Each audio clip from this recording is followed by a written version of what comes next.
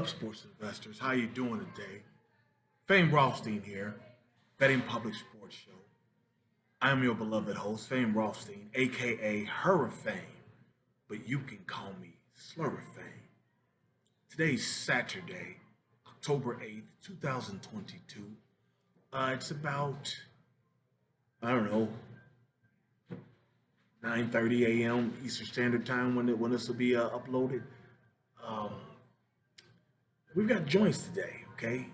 After a nice EFP day, thanks to the great Clayton Toon, that boy Decent. That's gonna be his nickname from now on.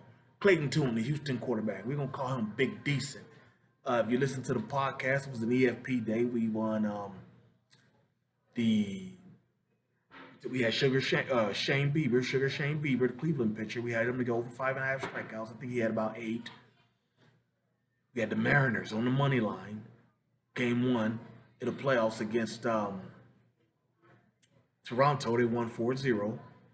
And we had Houston and Memphis college football to go over 57.5. And it was a rally in the fourth quarter led by Big Decent Clayton Toon. All right. But before I get into today's joints, all right, got an interview for you all, about 5 minutes long, with a gentleman who I met at the sports book. My man KC. We met at the sports book. Sports book, it's an all friendly place.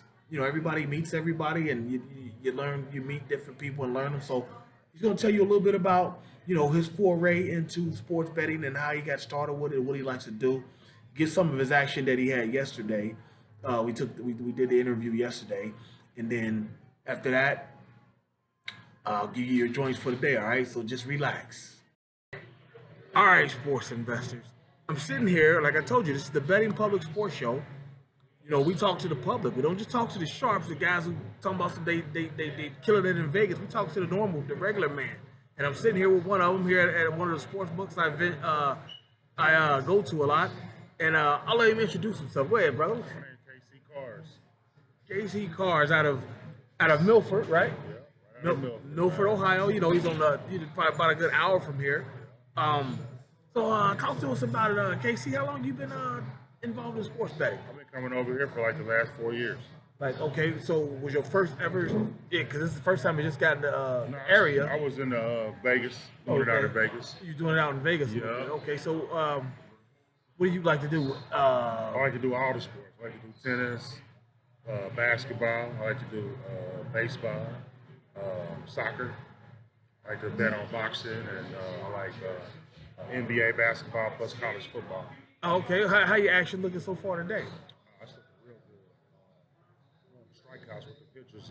Bieber with Cleveland already done closed that deal. Yes, we did. Yes. Yeah, Cleveland came back and won. That was good. Today I'm locked in with the pitcher from Toronto. Alec Manoah. Yeah, Okay. yeah. I think he's gonna get his strikeouts 5.5. I like Wheeler today. Getting his strikeouts 4.5. I love that pick. I also love the fact that Manoah goes 17.5 outs also today. So I got those 3 on my tickets. I'm hoping those go go. Then later on tonight, a little bit of college football action. I'm loving the Houston game tonight. I like for that game to go over. Yes. Over. I just believe in that. Mm-hmm. And I don't see no other way that game don't go over. You know what I'm saying? Right. So kind of love betting out here, man. Win, you lose out here, but win more than I lose. Let me ask you this: were you a normal gambler before sports betting came into the area? Like, did you go play craps and cards and everything else? No, I don't play no craps, none of that, no cards. Occasionally, I may go over there and drop some on the color or the roulette. I'm not a casino gambler. I'm a sports bettor. I'm one of them guys that do a lot of studying and research and know my facts. If I get beat, it's just because, you know what I'm saying, I just got beat. I ain't got no excuses, but like I say, win more than I lose, so that's all I can go off of. Have it. I mean, let me ask you this. So what do you like to do more? Singles, parlays, I do round them robins? all. It's all about how I feel. If I feel like I got a 5 pick, I'm doing a 5 pick.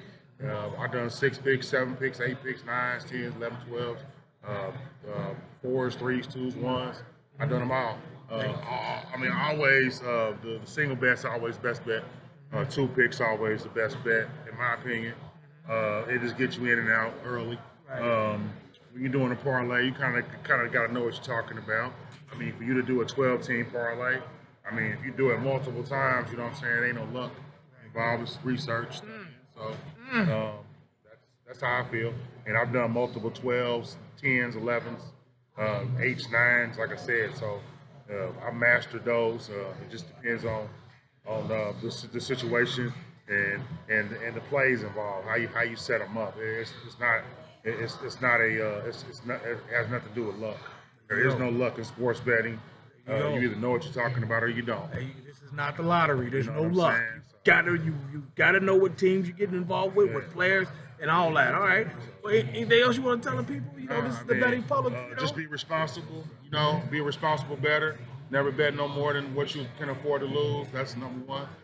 We all get locked in to seeing big dollars, but there's such things called chipping away. You gotta take the axe out sometime. You know what I'm saying, and take multiple swings at the tree. You know what I'm saying, and chop it down bit by bit instead of that big hit. You know what I'm saying? Right. $300-400 a day add up at the end of the week versus throwing away $200-300 a day. You know what I'm saying? A week. You know what I'm saying? So that's the way I look at it. So just make sure your picks are solid. You know what I'm saying? Make sure that you get value on your pick, and make sure you do your research as far as do you have a game plan to be effective? Be an effective bettor, or do you have a game plan where you lose all the time by 1 or 2? Well, you gotta limit your betting in if you find yourself losing by 1 and 2. You just gotta bet your singles and your doubles, and then come up from there. So that's my advice.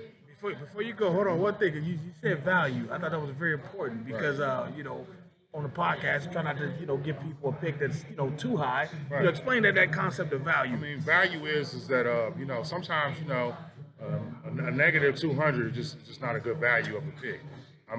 You got to go with the plus 250. You got to go with the plus 160s, and if you're not willing to bet plus money, you're gonna lose. There you go. The underdog runs the casinos and runs sports betting. Short story, I learned my lesson a long time ago when I cashed out a ticket, and the man told me, he said, man, this place wasn't built on favorites. And ever since he told me that, I've been an underdog dog, so I'll be an underdog dude till the day I die. So at the end of the day, I'm always gonna go with the dog. There you go. Dog gonna get you paid, baby. There you have it. Mr. KC got to bounce for us, but we appreciate his time. Right. You gotta get to work, you know what I'm saying, to make that other check. There you go, KC. My other Let's get into check. the joints for the day, all right? We're going to put them in order of the time. And, wow, we don't have any action before 3:30 p.m., all right, Eastern Standard Time. All time Eastern on the Betting Public Sports Show, Rothstein Sports Investing Show, all right? We've got first one, 3:30. At least that's what it says on my ticket. Check your local listings and whatnot. But we've got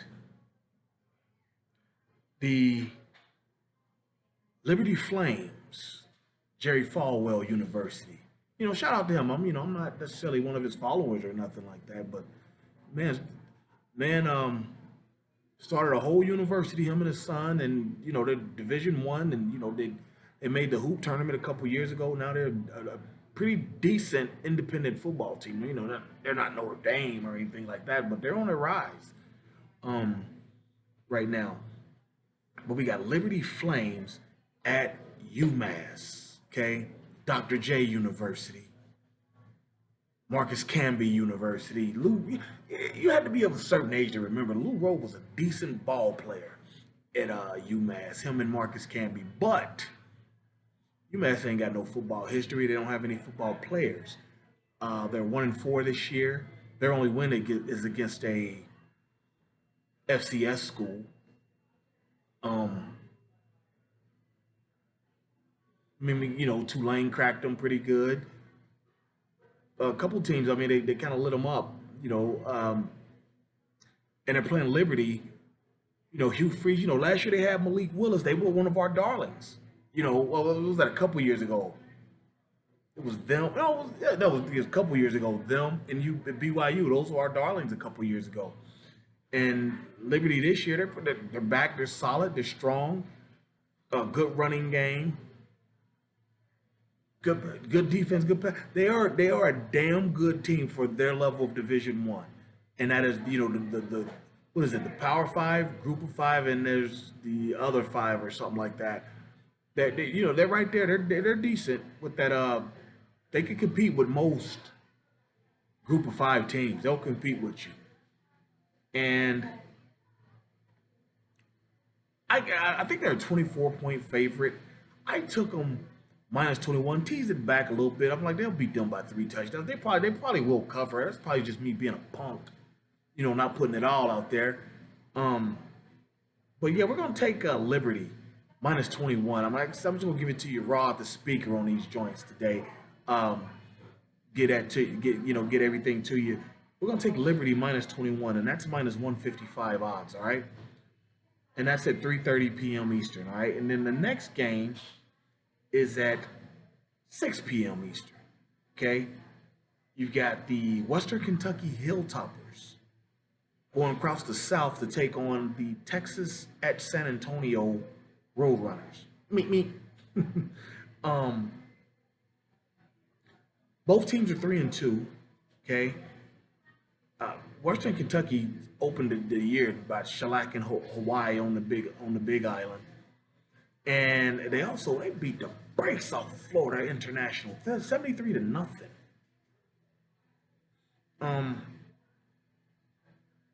They've got a good running game.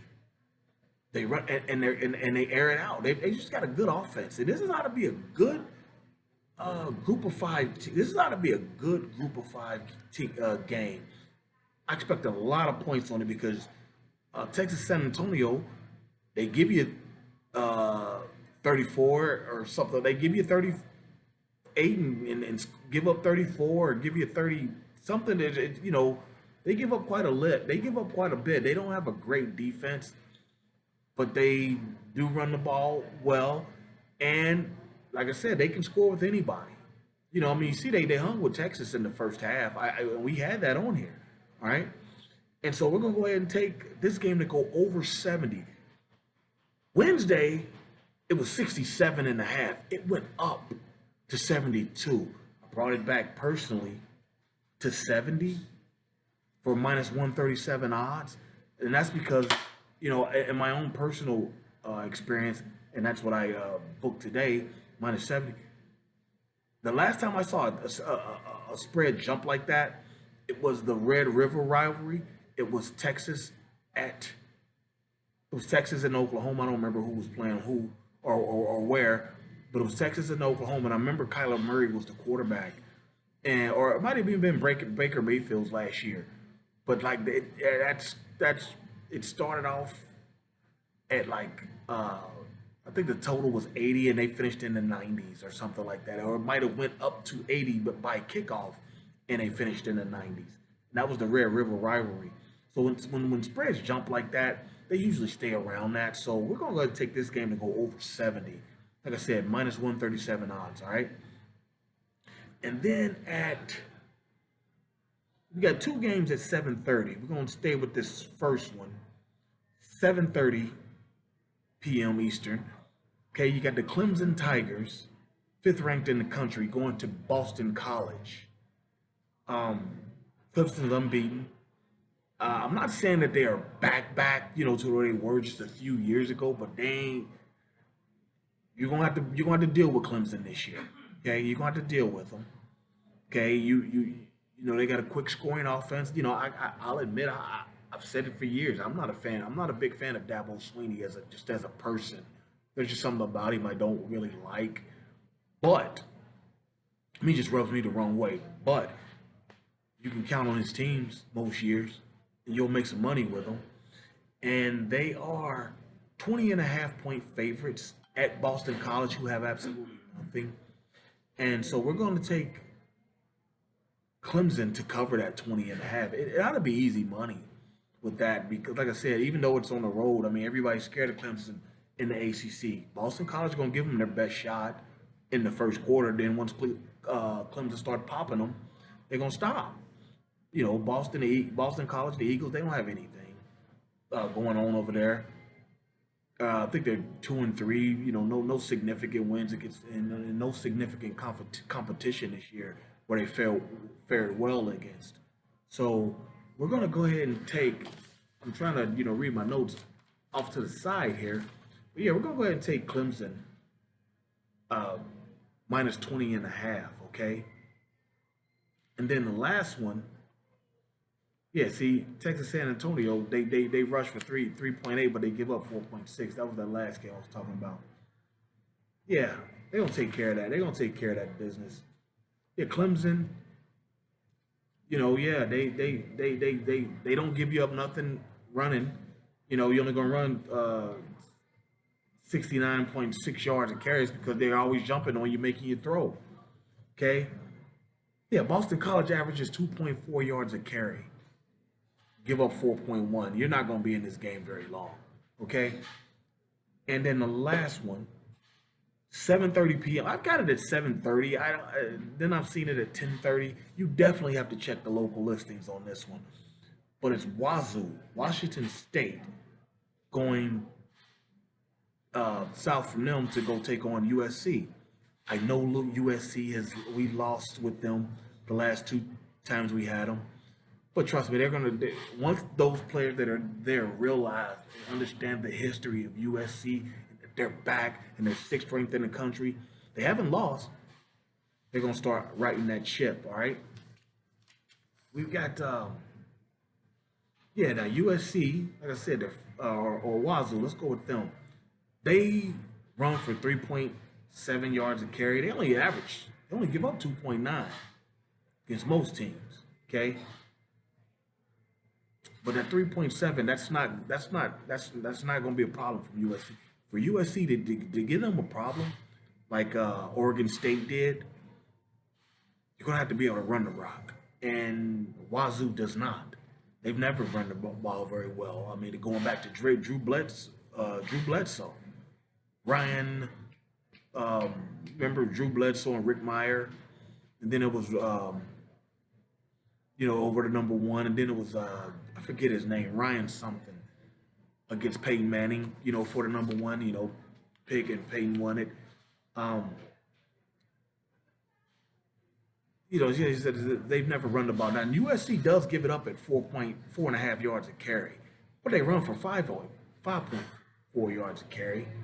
All right, and yeah, USC. Oh, sorry, USC's eating a nice breakfast today thanks to Clayton Tune. But yeah, USC's running game defense will improve as the year goes on. Okay, so I definitely like USC to cover or to win the game and cover it. We're gonna take USC minus 10. Okay, USC minus 10, and that is minus 143 odds. All right, so let's recap. Okay. We've got Liberty at 3:30 p.m. minus 21 for minus 155 odds. We've got we got Western Kentucky and Texas San Antonio going over 70 at 6 p.m. for minus 137. We've got Clemson at Boston College. We're taking Clemson minus 20 and a half for minus 110 odds, and we're going to take USC minus 10 at home against Washington State for minus 143 odds. All right, so there you have it. Let's go get our action in. You got plenty of time to get online, get in line, and get to the bag. All right, let's go get our action in. Let's be safe. Let's have another EFP day like we had yesterday. If you don't know what the terminology EFP is, let's be honest. Every fucking pick. All right, because that's what we try to win every day. Every fucking pick. All right. And we'll be back tomorrow with more NFL action. Might have a guest. We don't know. We'll see. All right. But whether we do or don't, I'll be here and we'll talk about it then. But until then, folks, Be well. Peace.